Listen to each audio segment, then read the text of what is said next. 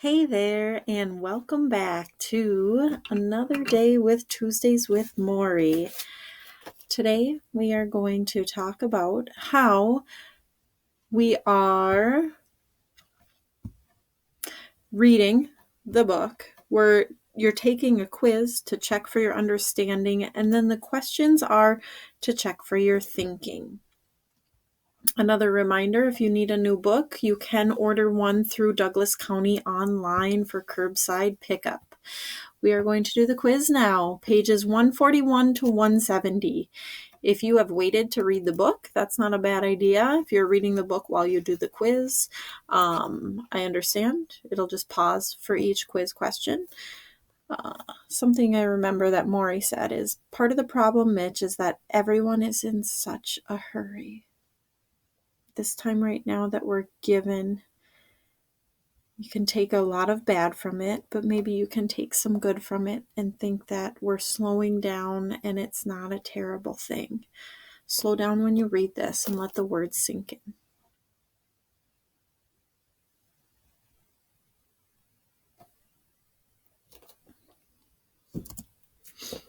Our discussion questions are going to be graded on your answers being thoughtful and showing understanding of the book and the questions. Here are some examples of understanding the book and showing thoughtful answers. A question that I had in the previous ed puzzle is, how does Maury feel about our culture's emphasis on youth? What is his view of what it's like to be young today, and do you agree? So the first part of your answer should be about the actual book. And here's a great answer. Maury thinks that the people who are mourning on themselves because they wish they were young should not be. He says that we have our time to be young and we have our time to be old.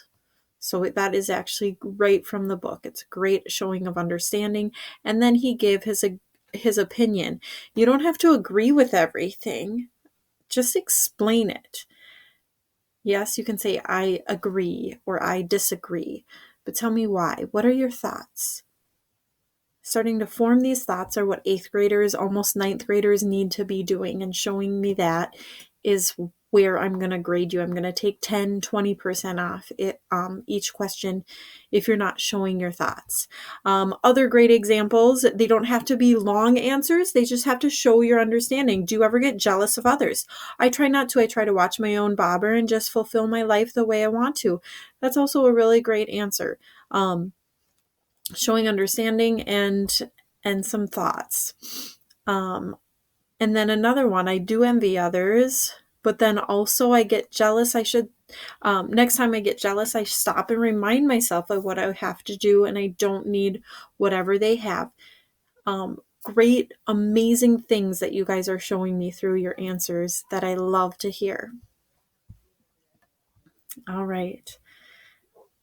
And one thing I'm still noticing is, remember to capitalize the beginning of sentences and proper nouns. Punctuate. Use your to, and to correctly. Using commas correctly. Here's an example. In this, all you have to do before you submit things is double check. Oh, looks like I am missing the capitalization in that word. If you want, that's not how you spell want. I was just typing really fast. If you want to read well, you should be writing. Okay, that doesn't really make sense. If you want to read well, you should be writing. If you want to read well, you should be writing. What am I trying to say? Use punctuation. If you want to read well, you should be writing. Simple as that. One comma helps the reader understand. All right, here is where you can show me your grammar skills in the discussion questions. Number 1. And remember, you can access the book, the printed book, in Schoology. Open it up to those actual page numbers. The page numbers correspond with the online book, so you can look them over if you don't have this hard copy in your hands. Number 1, on page 43, why do you think Mitch always made up excuses not to bring his wife along to meet Maury? There's no right or wrong answer, but show some actual thought process. Number 2, on page 149, pick one of the qualities Maury believes necessary to have a successful marriage. Talk about how you see that quality play out in your life, in your relationships with friends, siblings, parents, or in the relationships of those you know well and see often.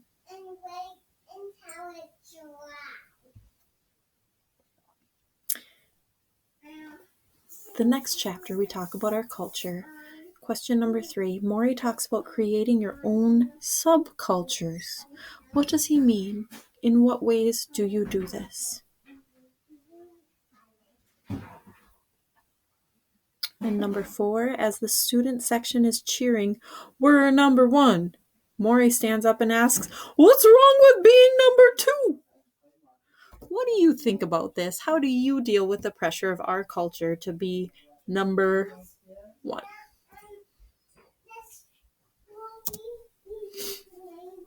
In the last chapter, we talk about forgiveness.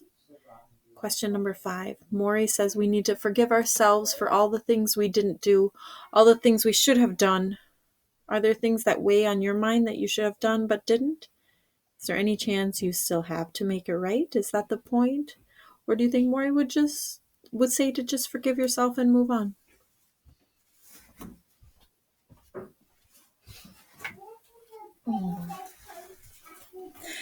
When I read that section of the book, I was reminded, I made this sign last week because I need this reminder sometimes too. I make mistakes and I need to remind myself that it's okay.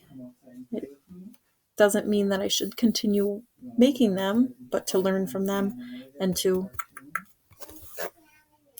All right, number 6. Maury told Mitch, "If I could have another son, I would have liked it to be you." How would you feel if someone close to you told you that?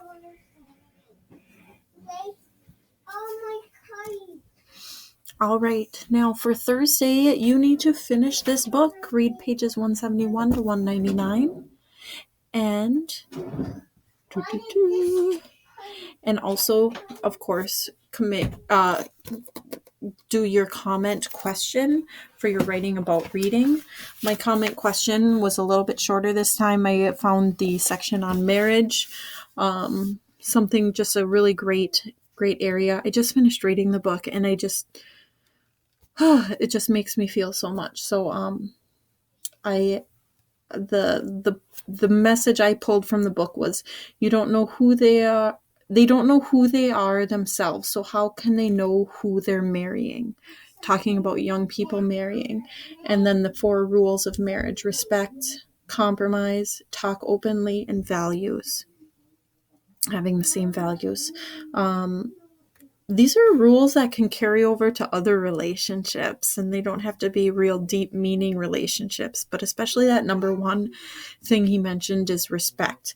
And if you can, and do you feel like, my question, do you feel like school is a place where you can practice that respect and finding respect and being able to adjust to the things that come at you, whether it's others, classmates, friends or not friends, teachers, administration, lunch people, kids in other classes?